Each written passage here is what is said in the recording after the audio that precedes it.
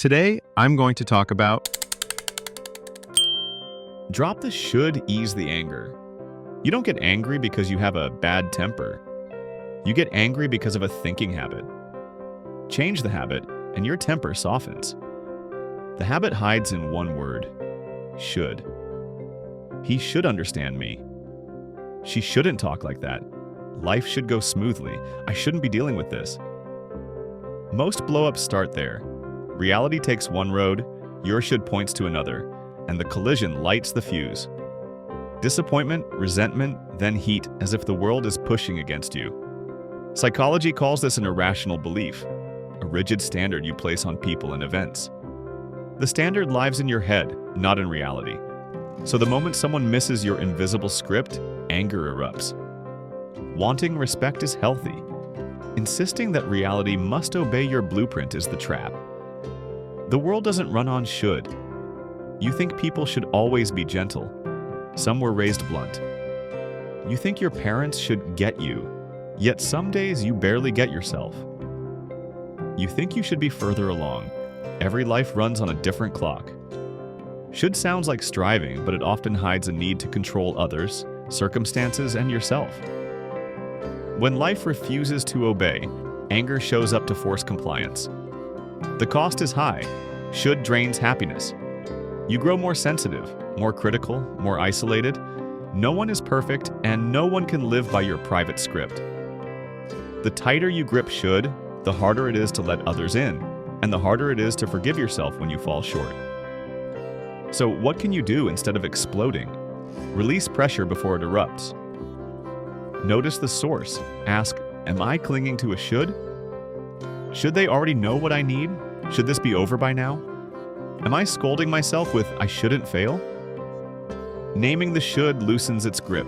Swap should for preference and choice. I'd prefer a kinder tone and I can ask for it.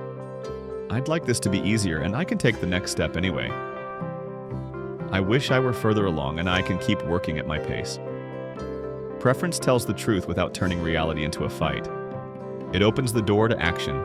Widen the frame. When you fixate on one should, options shrink. Pause and find 3 workable alternatives. Meeting runs late? Prepare, breathe, reprioritize. A friend is short? Ask a clean question instead of assuming. You stumble? Learn one lesson and move today. Options dissolve the rigidity that feeds rage. Do a reality check. What are the facts? What is in my control right now? What is not? If it's within your control, act cleanly. If not, practice letting go, even for 30 seconds. Pressure falls when you stop holding what was never yours to hold. Treat yourself like a friend. Anger often hides a bruised expectation and a tired heart. Offer one humane sentence. It makes sense I'm upset. I was counting on that. I can take care of myself and pick the next step. Self-kindness doesn't excuse bad behavior. It restores enough calm to choose better behavior. Express needs without the should. Clean requests beat loaded demands. When X happens, I feel Y, and I need Z. For example, when I'm interrupted, I feel tense, and I need a minute to finish my thought. That's clearer and kinder than you should listen. If you need a boundary, state it simply and follow through. If the shouting starts, I'll step away and continue later. Boundaries protect peace without turning you into a bully. Feed what already works.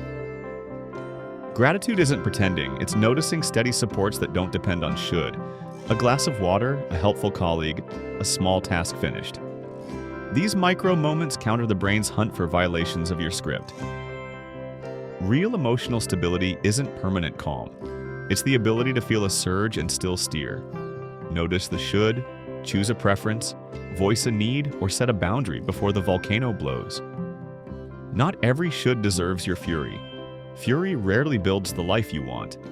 Let go of the fantasy of total control. Learn to steady yourself in the mess. Keep standards, pursue excellence. Just don't tie your peace to the world's obedience. That shift softens your tone, lengthens your fuse, and draws people closer instead of pushing them away. You don't have a bad temper. You have a habit you can retrain. Loosen the grip of should and you don't become passive. You become flexible, effective, and kinder to yourself. That's the space where real change begins. Real.